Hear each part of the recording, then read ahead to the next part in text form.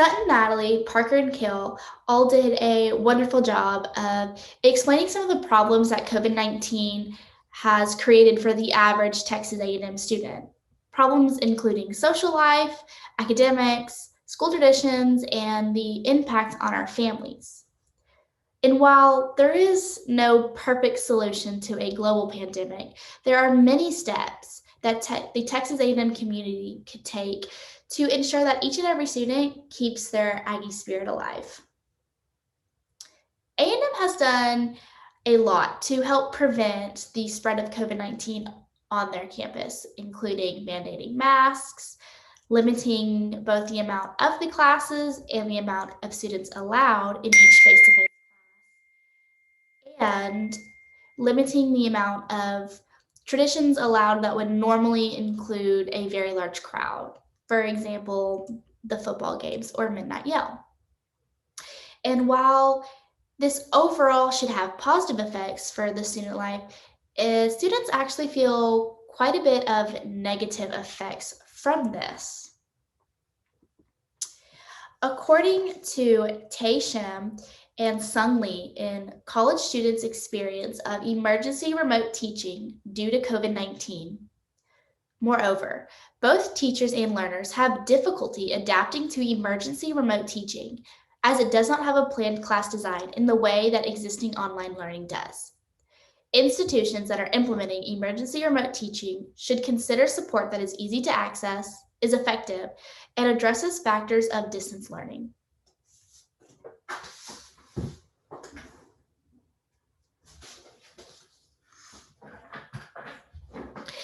When addressing the problems of the academics that the students are facing, A&M should look to how they implemented the changes and how they allowed traditions. In the beginning of the school year, the Silver Taps wasn't open for students to come attend in person, but now due to the fact that it follows CDC guidelines and it's outside, we have students who are actually allowed to attend this, and they've done similar steps like this with many of their traditions. Students need more opportunities for face-to-face learning, and we can do this by having earlier and later times for the start of classes, and this is just extending the day that could be used for classes, which makes there more classes per day. And we also need more outside classrooms, the same way that we're utilizing Kyle Field. And we need to ensure that we are utilizing every classroom that we have, because even the smallest classrooms would be perfect for the classes that are, say, 10 to 45 students in size. Texas A&M students are not just suffering from academic and traditions being altered, though. They also have to go through how COVID-19 affected their social lives and their families.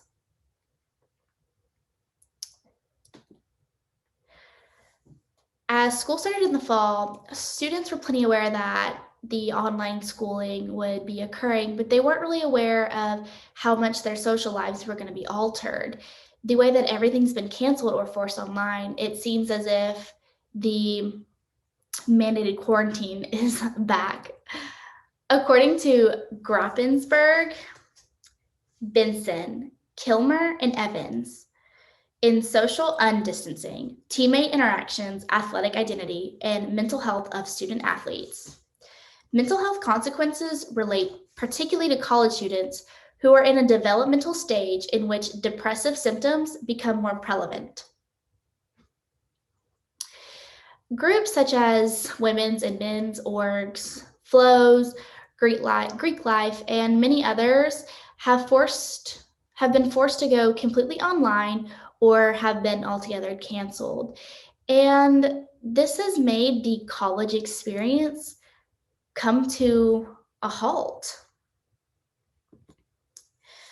According to Cohen, Hoyt, Dull, in a descriptive study of COVID-19 related experiences and perspectives of a national sample of college students in spring 2020. Participants were more stressed about COVID 19's health implications for their family and for American society than for themselves.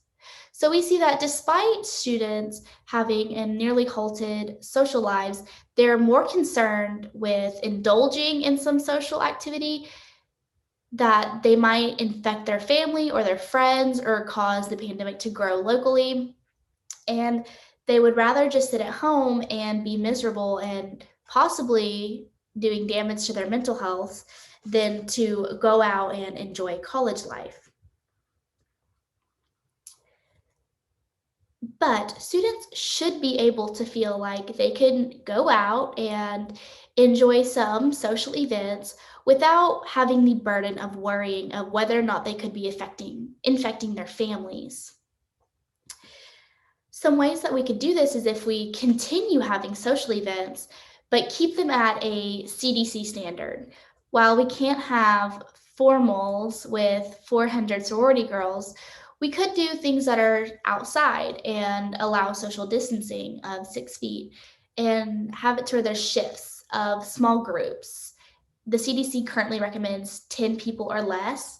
And we could also make sure that at all events, there's mandating masks and plenty of hand sanitizer and etc. Just to implement that people can still be together